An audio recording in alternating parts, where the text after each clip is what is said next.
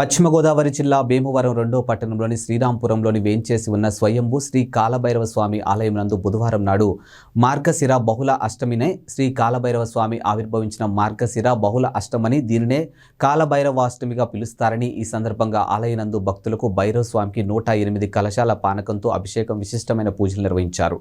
ఈ సందర్భంగా ఆలయ అర్చకులు శేషు శర్మ మాట్లాడుతూ కాలభైరవ స్వామి శనిదేవుని గురువుగా పురాణాలు చెబుతున్నాయని, స్వామిని పూజించడం వల్ల దీర్ఘకాలిక రోగాలు నయమవుతాయని, సంతానం ప్రాప్తి లభిస్తుందని, వివిధ రకాల దోషాలు కూడా నశిస్తాయని తెలిపారు. ఇక సంఘ సేవకులు అల్లు శ్రీనివాస్ మాట్లాడుతూ 18 శతాబ్దాల చోళరాజులు ఈ ఆలయాన్ని నిర్మించారని, కాలక్రమేణా మరుగున పడినటువంటి కాలభైరవ స్వామి విగ్రహం సుంకరవారి కుటుంబీకులు పొలంలో వ్యవసాయం చేస్తుండగా బయటపడిందని, అప్పటి నుండి వారి కులదైవంగా ఆరాధిస్తున్నారని తెలిపారు.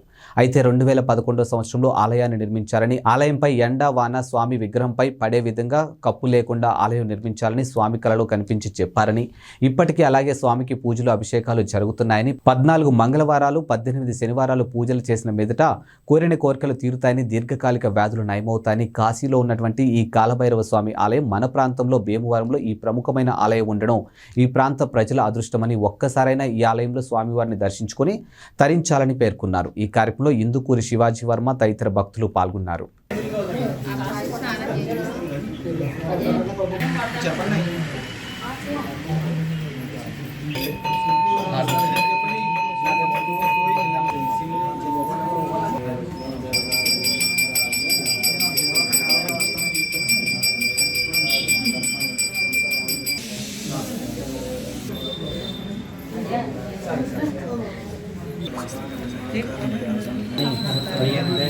అహర్నిశం మయా దోష కుటుంబదోష శారీరక విషతోగ్రహేణ సహిత మనోభీష్ట సంకల్పిత మనోధైర్య అనుగ్రహేణ నమస్కార సమర్పయామి.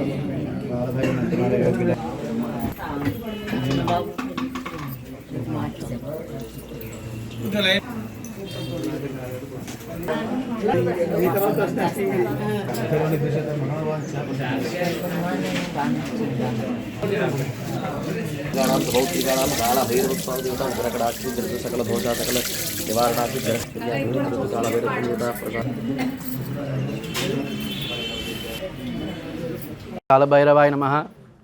శ్రీరాంపురంలో వేంచేసి ఉన్న స్వయంభూ భైరవ స్వామి జయంతి సందర్భంగా ఈరోజు స్వామివారికి సామూహిక భక్తులందరి చేత 108 కలశాలతోటి పానకాభిషేకం జరిపించడం జరిగింది. తర్వాత స్వామివారికి అనేక జనాలతోటి సామూహికంగా గారెలతోటి పూజ కార్యక్రమం, అలాగే భైరవ హోమం కూడా సామూహిక భక్తులందరితో కూడా జరిపించడం జరిగింది. కావున భక్తులందరూ కూడా వచ్చేసి స్వామివారి దర్శనం చేసుకొని, ఎక్కడున్నా సరే స్వామివారి దర్శనం చేసుకొని అందరూ కూడా తీర్థప్రసాదాలు తీసుకోవాల్సిందిగా కోరుచున్నాం. జై భై. కాలభైరవాష్టమి, కాలభైరవుడు జన్మించినటువంటి జయంతి రోజున ఈ బహుళాష్టమి, దీన్ని కాలభైరవాష్టమి అని కూడా అంటారు. భీమవరం శ్రీరాంపురంలో వేయించేస్తున్నటువంటి శ్రీ కాలభైరవ స్వామివారి ఆలయం వద్ద మరి విశిష్టమైనటువంటి పూజలు, అభిషేకాలు, అలాగే 108 కలశాలతో పానకం అభిషేకం భక్తులతో చేయడం జరిగింది.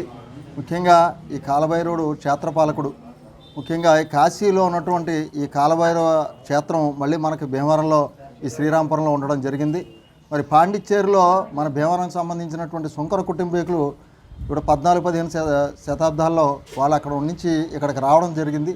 18వ శతాబ్దంలో ఈ కాలభైరవ స్వామి ఇక్కడ వాళ్ళు సుంకరవారి కుటుంబీకులు, వారిని సుంకరవాళ్ళు అంటే వాళ్ళు సుంకాలు వసూలు చేసేవారు ఆ బ్రిటిష్ వారి టైంలో.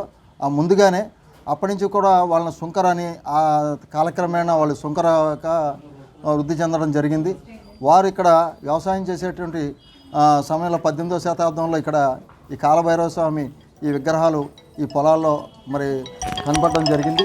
మరి అక్కడి నుంచి వీరు 2011లో ఇక్కడ ఉన్నటువంటి సుంకర కుటుంబీకులు మళ్ళా వారికి సంబంధించినటువంటి ఈ కాలభైరవ స్వామి వారి కులదైవంగా భావించి వారిని బయటికి తీసుకుని ఆ విగ్రహాలను బయటికి తీసుకొచ్చి 2011లో ఇక్కడ ఆలయాన్ని మళ్ళీ పునరుద్ధీకరణ చేసి మళ్ళీ అక్కడి నుంచి పూజలు అలాగే అభిషేకాలు కూడా ప్రతినిత్యం కూడా నిర్వహించడం జరుగుతుంది.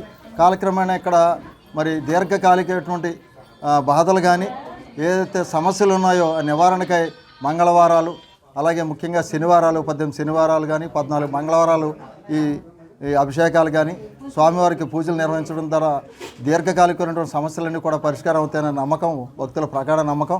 అందులో భాగంగానే ఇక్కడ ప్రతినిత్యం కూడా పూజా కార్యక్రమాలు నిర్వహించడం జరుగుతుంది. అలాగే ఈరోజు ఈ కాలభైరవ స్వామి అష్టమి సందర్భంగా మరి పెద్ద ఎత్తున భక్తులందరూ కూడా విచ్చేసి విశిష్టమైనటువంటి పూజలు నిర్వహించడం జరిగింది.